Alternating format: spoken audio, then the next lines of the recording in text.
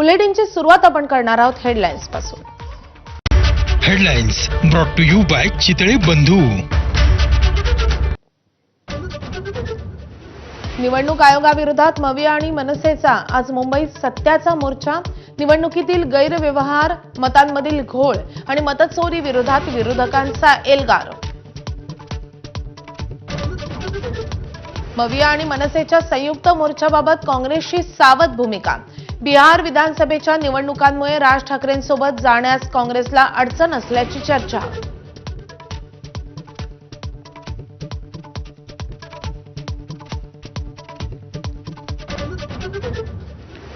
विरोधकांच्या सत्याच्या मोर्चाला भाजप आंदोलनानेच प्रत्युत्तर देणार। दक्षिण मुंबईतील बाबुलनाथ मंदिराजवळ आज भाजपचं मूक आंदोलन। अमित साटम, मंगलप्रभात लोढा उपस्थित राहणार।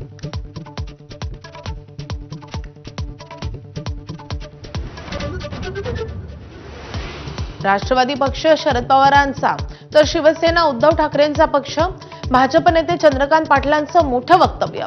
नव्या राजकीय वादाला तोंड फुटण्याची चिन्ह।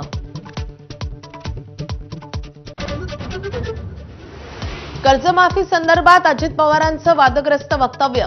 सगळंच फुकटात कसं मिळणार, तुम्ही थोडे थोडे पैसे परत करा।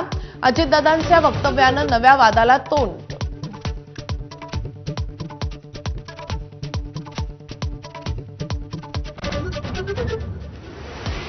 डॉक्टरसह दोन्ही आरोपींच्या मोबाईलमधून समोर आलेला ट्रायंगल भयानक।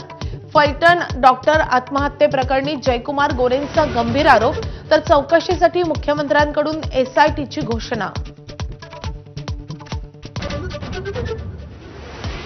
संजय राऊत प्रकृतीच्या कारणास्तव 2 महिन्यांच्या विश्रांतीवर। थेट पंतप्रधान मोदींकडून लवकर बरं होण्यासाठी शुभेच्छा। फडणवीसांकडूनही तब्येतीची विचारपूस।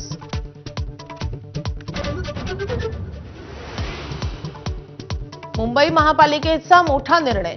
4 ठिकाणी सकाळी 7 ते 9 या वेळेत कबुतरांना दाणे टाकण्यास सशर्त परवानगी। विद्यमान कबुतरखाने मात्र बंदच राहणार।